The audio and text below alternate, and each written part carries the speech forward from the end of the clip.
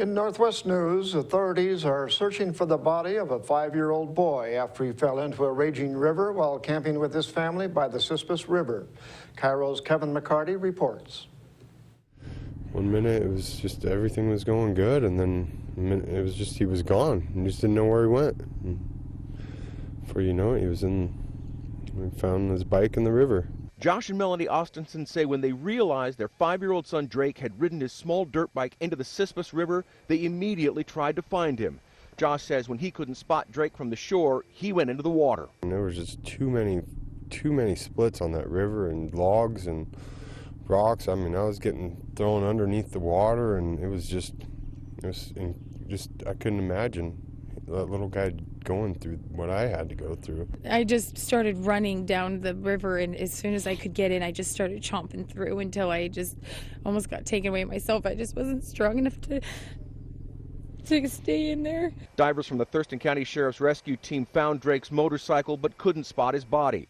The Austinsons say Drake loved riding his bike, even competing in races. His first flat track race was last weekend, and he did awesome, and he just was going for it, and he was just my little dirt bike riding buddy, you know? So just hug your kids tight and just try to give them everything that they want. 2 herds of goats will be put to work this week to eat weeds and other vegetation growing downstream from the Mill Creek Diversion Dam near Walla Walla. The Army Corps of Engineers says the first herd of about 200 goats will arrive tomorrow to work the south side of the Mill Creek Channel.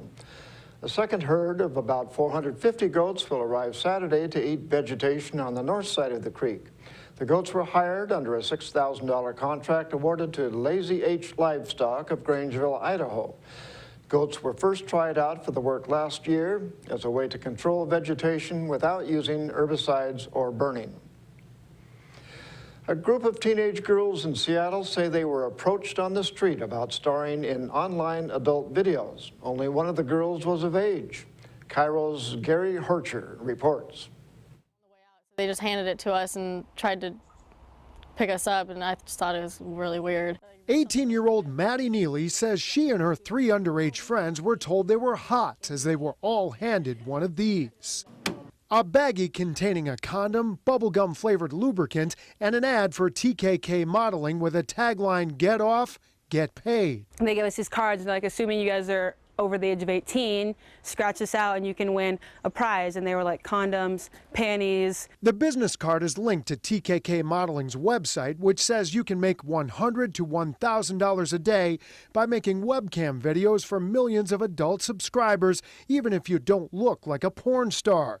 It says they'll even hook you up with a free webcam. And then they said, if you guys want to do a video or film, we'll pay you for it. When we went to the website owner's home, off camera she told me she was deeply sorry that they handed anything to anyone underage.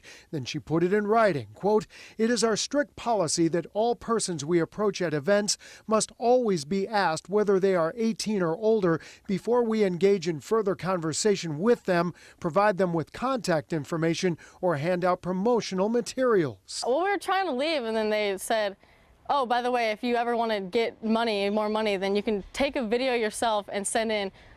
For every minute you get money. The last large item of debris from the Japanese tsunami was a boat, but people who clean the beach say a lot more keeps coming ashore. On YouTube, tow truck driver George Hill posted videos of the weekend's haul.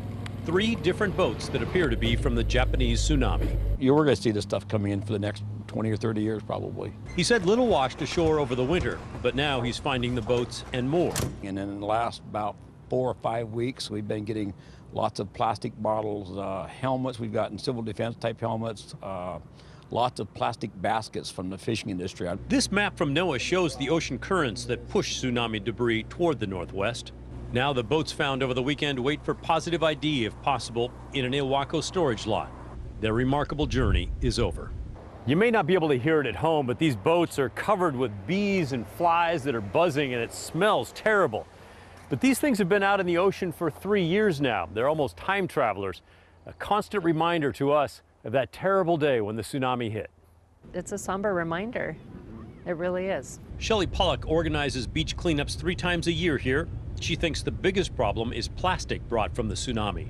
She hopes beachcombers who find it will pick it up and throw it away this summer.